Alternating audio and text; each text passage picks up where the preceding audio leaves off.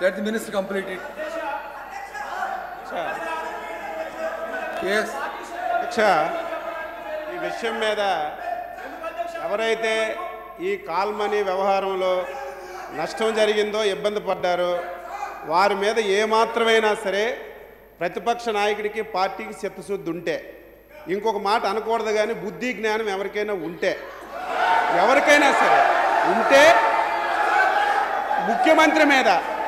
ముఖ్యమంత్రి మీద కాల్మనీ వ్యవహారంలో ముఖ్యమంత్రి భాగస్వామ్యం ఉందని చెప్పి బుద్ధి జ్ఞానం లేకుండా మాట్లాడినటువంటి ప్రతిపక్ష నాయకుడిని చూస్తే ఈ వ్యవహారం మీద వాళ్ళకి ఎంత చిత్తశుద్ధి ఉందో అర్థమవుతుంది అధ్యక్ష. ఒక ఫోటో పట్టుకొని ఎంత బాధ అనిపిస్తుందంటే 3 రోజుల నుంచి చూస్తున్నాం అధ్యక్ష. ఒక ఫోటో పట్టుకొని ముఖ్యమంత్రి గారు ఈ ఫోటో తీశారు, ఎవరైతే నేరస్తులు ఉన్నారో వారితో సంబంధం ఉందని సిగ్గుమాలిన వ్యవహారం ఒక శాసనసభలో మాట్లాడితే బాధ అనిపిస్తుంది అధ్యక్ష. ఈరోజు మనం ప్రజాస్వామ్యంలో ఉన్నాం, ఈరోజు మనం ఎమ్మెల్యేలుగా ఉన్నాం. ఎవరు మన దగ్గరికి వచ్చినా సరే మనం ఫోటోలు తీయించుకుంటాం, అది మన నైజం.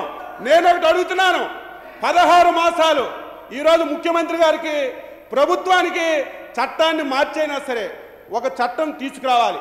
ఈరోజు కాల్మనీ వ్యవహారం మీద ఎవరైతే ప్రజలకు చీటింగ్ చేశారో, డబ్బు దోచుకున్నారో అది ఎంత నేరమో రాష్ట్ర ముఖ్యమంత్రి పదవి అడ్డం పెట్టుకొని ఈ రాష్ట్రంలో ప్రభుత్వ డబ్బు 1,00,000 కోట్లు దోపిడీ చేసినటువంటి జగన్మోహన్ రెడ్డి కూడా అంతకంటే ఎక్కువ నేరగాడు.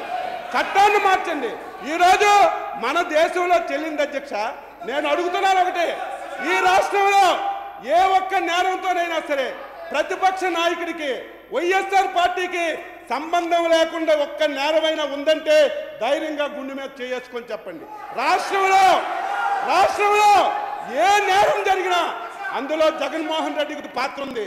ఈరోజు ఏటీఎం దొంగతనం చేస్తే అందులో వారి నాయకులే ఉన్నారు, ఎర్రచందనం దొంగతనం చేస్తే అందులో వారి నాయకులు ఉన్నారు, మహిళలు కుస్తీలతో దోపిడీ చేసిన దొంగల్లో కూడా ఈ భాగస్వామి ఉంటే మా ముఖ్యమంత్రికి ఈ కాలం నేరంతో అడ్డగొట్టుతుంటే ఎంత బాధ అనిపిస్తుంది. ఓకే, జరిగింది వాస్తవం. మేము ధైర్యంగా ఈ రాజ్యంలో మీరు ఒకసారి వినండి, ఈ ప్రజాస్వామ్యంలో ఈ దేశంలో ఏ ఒక్క రాజకీయ పార్టీ